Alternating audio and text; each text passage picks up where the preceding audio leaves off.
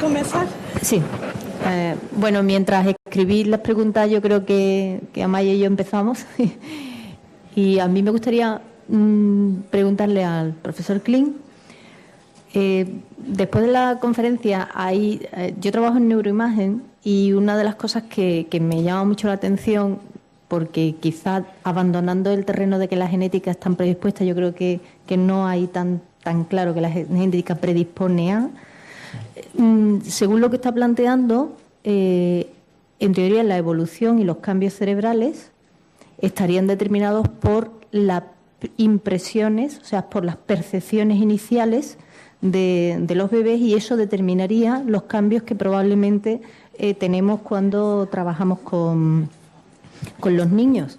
Sí. Que cuando tú haces los estudios de neuroimagen te encuentras determinadas afectaciones en mayor o menor grado en distintos sitios, y probablemente las afectaciones en distintos sitios puedan estar relacionadas con las dificultades o las percepciones anómalas que se han tenido en las primeras etapas. Eso nos plantea que en muchos aspectos de tratamiento habría que cambiar muchas dinámicas de tratamiento que a lo mejor son erróneas, porque la impresión que teníamos en un principio en autismo ha sido trabajar con aspectos visuales, porque lo auditivo estaba de alguna manera alterado y había que trabajar lo visual. Esto parece que señala que el cambio, que no se debe enfocar desde ese punto de vista, sino que habría que cambiar un poco los paradigmas de inicio de tratamiento, sobre todo en bebés y en los más, no sé la idea. Gracias. En inglés. It's 200 years of Darwin, and the man said a lot of things that it's worth discussing. There are reasons why our genes are the way they are, and that our brains are the way they are.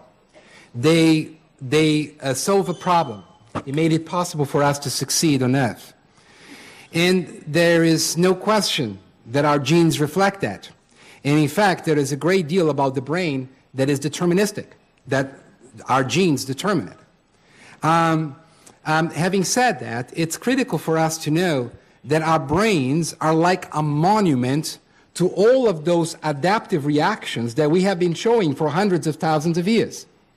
Meaning that there is a reason why our brains are the way they are, because they solve a problem. Okay? A particular problem that allows us to survive better and to be more prolific. So those two things.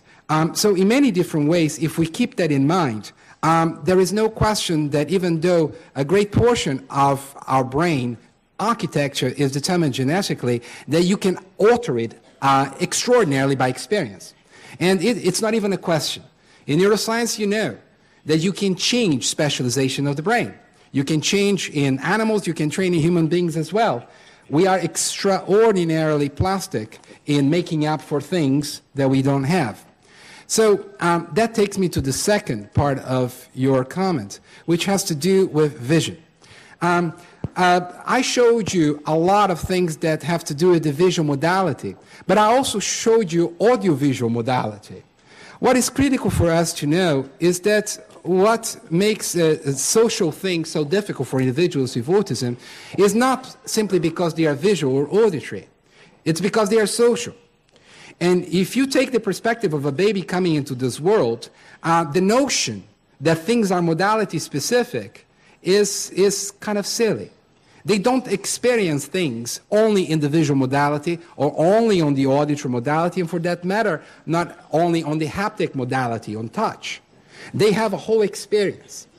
And so my whole sense is that what we are doing, we are taking an approach to studying their social disability by focusing on the visual modality primarily because this is more amenable to research.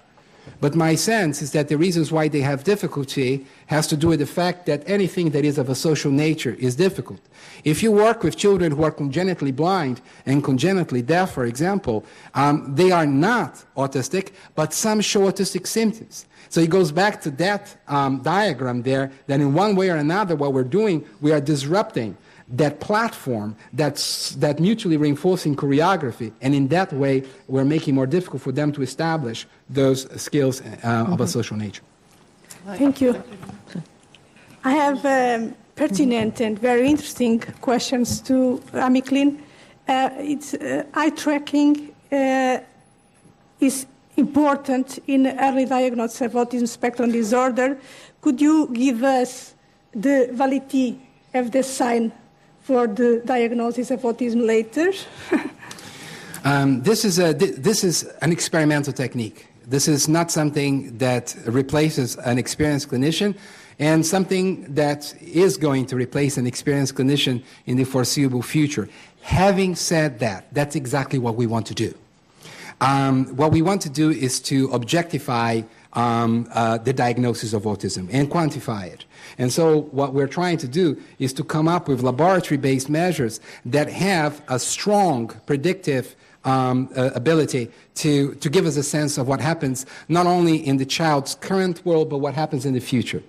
I did not present at all a line of work that is going to be available within the next 2 or 3 months. Everything that I showed you were summaries of what children did over a period of time. But as we know, in social behavior, it's not only how much you do it, but when you do it. If I walk into that classroom and I want you to look there, I don't want you to look there because there is a bright light. I want you to look there when I'm pointing to it. And so our measures need to become much more moment by moment. And so some of the measures that we created to capture moment by moment social engagement are actually more powerful than those. And they have predictive power not only relative to what the child is like, in this case 2 years of age, but what they are going to be like in about 1.5 years. So we're very encouraged by those kinds of findings. But in order for an experimental procedure to become a clinical procedure, you need to conduct a completely different kind of research. You need to validate it in large groups of children, and you need to predict not only the utility of it if you're trying to separate groups of people, but you want to know the extent to which you don't miss the children that you should have identified, and that you don't identify the children that you should have missed. And that's a different kind of research. Hopefully, this is going to happen within the next few years. Thank you, Dr. Klin. I just wondered if I could just go back to what I think was part of the first question. I missed some of it. And I just wanted to pick up, I mean, obviously I agree with everything Amy has said, but there's a difference when we talk about using visual methods when we're educating. It's not because we are thinking that people with autism only look and don't listen, but because it's things you can do with vision, that you can make it static, you can make it repeatable, and so it's this reason why we use visual methods, because it takes away some of that moment-by-moment processing that Amy is talking about, that is so difficult often for our children, that we can make it into a more static, more reflective process so that they then can take it in. Hay varias preguntas. Una es, ¿qué opina la mesa? Yo pienso que quizá más para Rita y para Klin, sobre la aplicación de dietas sin gluten, caseína, azúcar, preservativos, químicas para estos niños.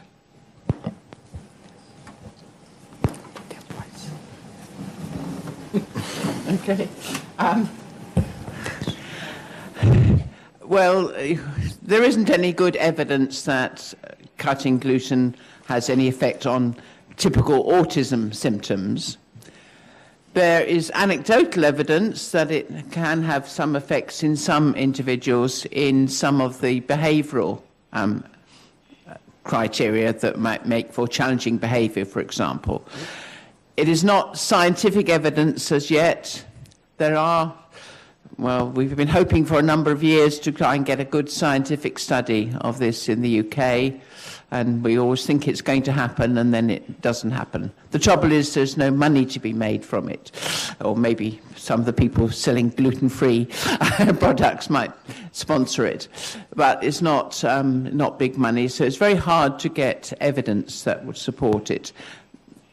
I think in relation to lots of things one could do, that it is generally not terribly harmful, but you have to remember that people with autism are often very restrictive in what they eat anyway, as we talked a little bit about this morning, And if you're adding something else, life is already very difficult for them. So you have to be quite sure that you're adding something that makes a benefit.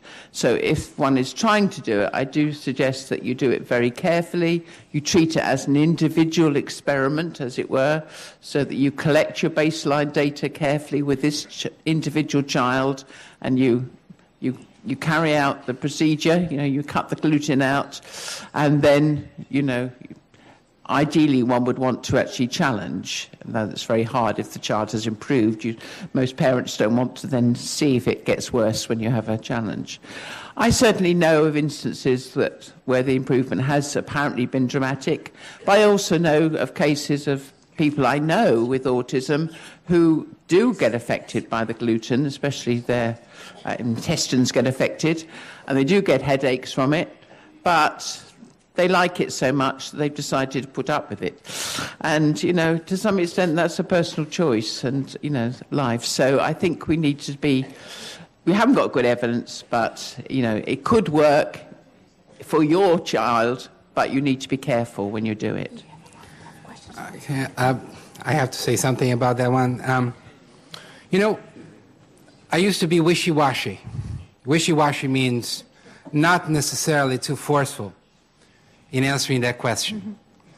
But I think, in the past years, and this has to do with the United States, not of the UK, because most crazy things happen in the US. They originate in the UK, but then we import them wholesale, and then it becomes really difficult.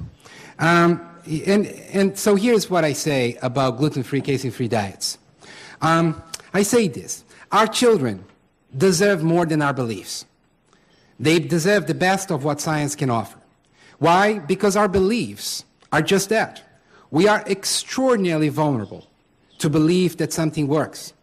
There is a history of over 100 years with individuals with chronic disorders in which those kinds of things have been discussed. The gluten-free, casein-free diet hypothesis did not come from the field of autism.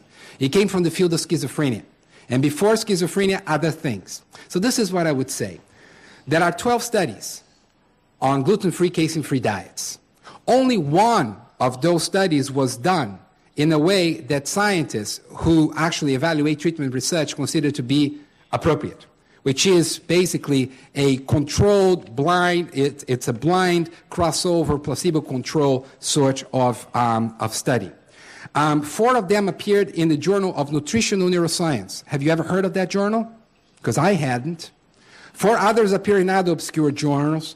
And the only study that we have nowadays, which was decent, but a small number of children, show absolutely no advantages for gluten-free, casein-free diets. So what I would say is this: I think everybody should know what the science is on the treatment, and then they make the decision.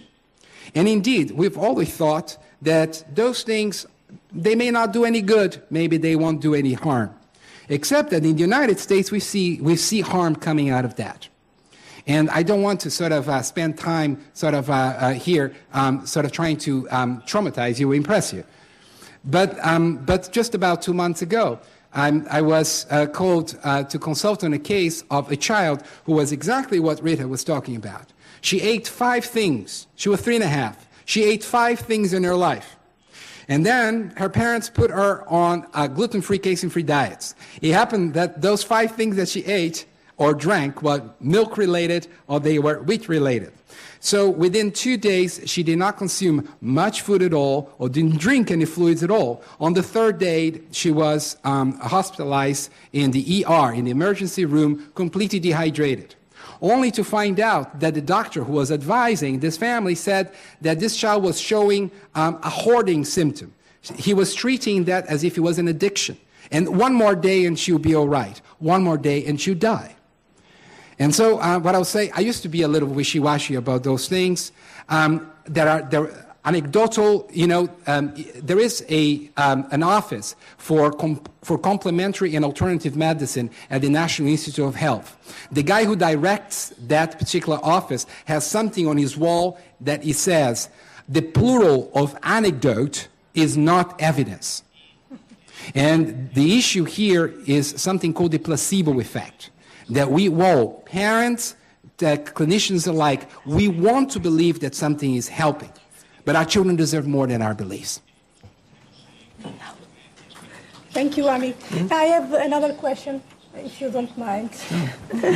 It's about eye tracking. It's from a person with Asperger syndrome. And its ability... Probably talk there. His ability to read lips, a possible side effect of focusing on mouth during all life of an Asperger syndrome subject. I have Asperger syndrome, and I'm 37 years old, and I can understand words said only by watching at mouth without need to hear. Yeah, it's very important that you don't take me too literally. Number one, whenever, we've done a lot of research with adolescents and adults before that, and people would ask me the question, so the cure for autism is making our students look at us, right? No, it's wrong. If you make a person with autism look at you, you're going to have a person with autism looking at you. And looking, and that's called staring. And that's basically the other side of not looking. So the issue here has less to do with the fact that, this is a form of treatment. It's basically a way to measure something that is not coming naturally. What happens with older individuals and adults that we work with is that they also spend a lot of time looking at people's mouths and much less time looking at people's eyes in dynamic stimuli, like naturalistic social scenes, like what you saw here. But there, the reason was different. Those individuals have very, very, very strong language. They are higher functioning. They are individuals that Rita talked about this morning, meaning that language becomes their bridge into the world. And so, and nonverbal communication is not something that seems to be very relevant. So what do? They spend a lot of time looking at mouths because this is where language comes from. And so they are playing the game. And what we realize is that the more they looked at mouths, the better off they were in the social world, because at least they are playing the social game through the mouth, meaning through language, okay? But the fact that people say things that they don't mean and they mean things that they don't say means that they are also overly literal, because they are missing everything that is going around them. Tomorrow, I'm going to show you some of this research. And when we see that many of our folks, as they are spending so much time paying attention to language, they're ignoring things that are sometimes of critical significance in understanding what another person's mean. Which reminds me of this gentleman, the 48-year-old man that I told you. About a couple months ago, right in the middle of the winter, so we have nighttime falls very early, and I was seeing him in my office, and halfway through our session, we had a blackout. There was no light. And so what happens is that I couldn't see him, and he couldn't see me. Now imagine what it's like to be in the room and you can't see the person. You feel a little uncomfortable, wouldn't you? Well, not for him. We carry on as usual. He was talking, I was talking. It was just as it always has been. But this is what I mean. So it's not that the fact that they may do it differently means that they are not good people. It just means that the way that they are bridging that gap between two people, between themselves and the world, is different. I think that is last question. I don't know. But is a question in that sequence. Para ti. Huh? No, para Rita. What happens if the mother blinks the eyes together, or instead of moving the mouth?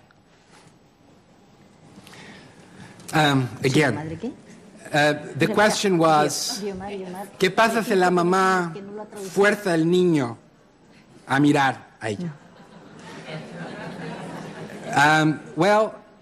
Again, if things were as simple as that, we would be doing right now, and we would be changing children's developmental pathways.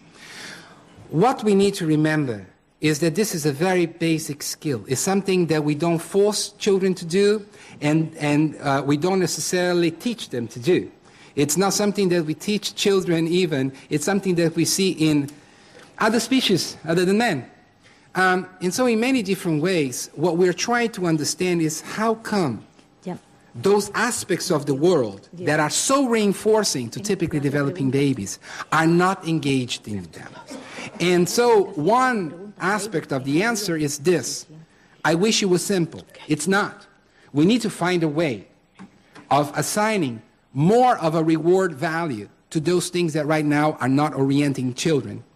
And hopefully, by identifying those mechanisms of the things that are attracting their attention, we might be able to maybe diminish the distractions that are happening to them. And we're doing that. So we have experiments in which we basically use where the child is looking at as a way of presenting things to her. So it's a little bit like a computer game where she looks at will trigger whatever else she sees in the sequence of the video. Our hope there is to try to decrease the value of those things that are intrinsically so important to them, those physical contingencies, and increase the value of those things of a social nature that we know have reduced value. But it's clearly the case that this is not a simple question. It's not simply a question of forcing somebody to do something. If we do so, we'll have examples of what we're talking about, which is basically staring, which is the other side of not looking. The last question now. Sí. Mira que está. Tengo una pregunta son simplemente por reducir, porque hay que terminar. Una pregunta para Rita y otra para Sara. Para Rita, ¿cómo reconocería el límite cómo se reconoce el límite entre la utilización de los temas de interés para relajarse y una obsesión compulsiva y desadaptativa de otros temas? ¿Cómo se podría valorar esa diferencia en un Asperger? La diferencia entre la utilización de los temas de interés para relajarse o que se convierta en una obsesión compulsiva y desadaptativa. You understand? Sorry, I didn't understand at first. I think I do now. I think the question is about how you distinguish between sort of autistic obsessional behavior and what might be called OCD, obsessive compulsive behavior. And I'm sure this is not a medical distinction, but it's one that I use and that seems to work in practice and to be helpful. And that is that if somebody is engaging in something and while they are doing it, their tension is reducing, they are calming and enjoying the activity, even if it's taking up a lot of their time. But if those things are happening, then you are dealing with an autistic obsession. Now, you may need to limit it for various reasons, but it is something that the person finds helpful, either because it relaxes them or it interests them, and it may be a tension, but a tension of excitement while they're doing it. If, on the other hand, while they are performing the activity, their tension increases, their anxiety increases, if that performance has a driven quality, so rather than choosing to do it, they seem to be forced to do it, that they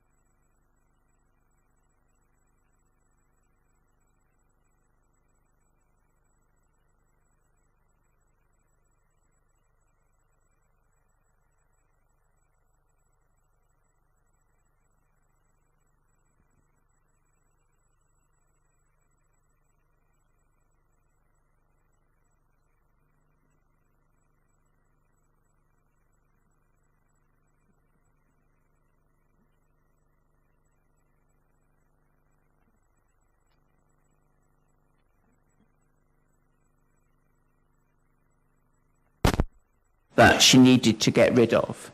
Now, we got rid of it by giving her an instant camera, teaching her she took a photograph once she had positioned the mat in the right way. She took the instant photograph with her back to the sitting room and then she talked herself through. No one has been in my flat. This is how the mat is. The mat is still like this. No one has been at it. It's okay, I can leave it. And she would look at the photograph, tell herself it was okay, a kind of cognitive behavioral therapy, if you like, and she managed to stop that. Not always so simple, but there. Thank you. Now we have to close the table. Para Sara, una para Sara por lo menos, ¿no? Sí, tenemos a Sara, que no solo es una experta en genética del autismo, sino también de el trastorno por déficit de atención y hiperactividad. Y yo quería preguntarle, sabemos que en TEA hay una asociación muy importante con trastorno por déficit de atención y hiperactividad, y si ella tiene alguna evidencia desde ese punto de vista de que desde el punto de vista genético podemos explicar esta asociación. ADHD. About ADHD. Genetics, ADHD. Okay, so we know from clinical studies that people with autism spectrum disorders, in about 25% of a quarter of cases, have symptoms that would probably fulfill criteria for ADHD, but because of the classification hierarchy, we tend not to diagnose both together.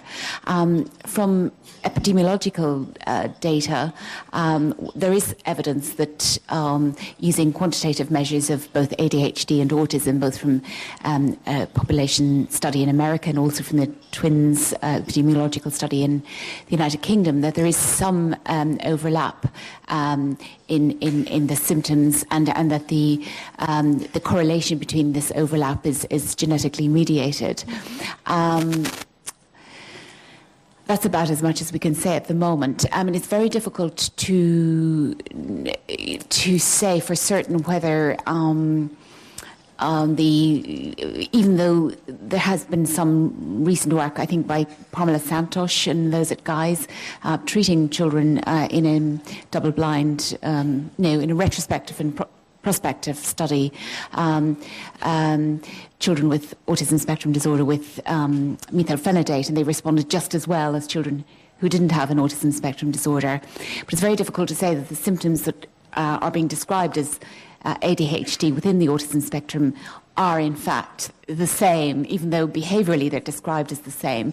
Particularly the behaviour of inattention is particularly difficult to disentangle at a behavioural level when one is looking at a child with the autism spectrum. I don't know if that answers your question.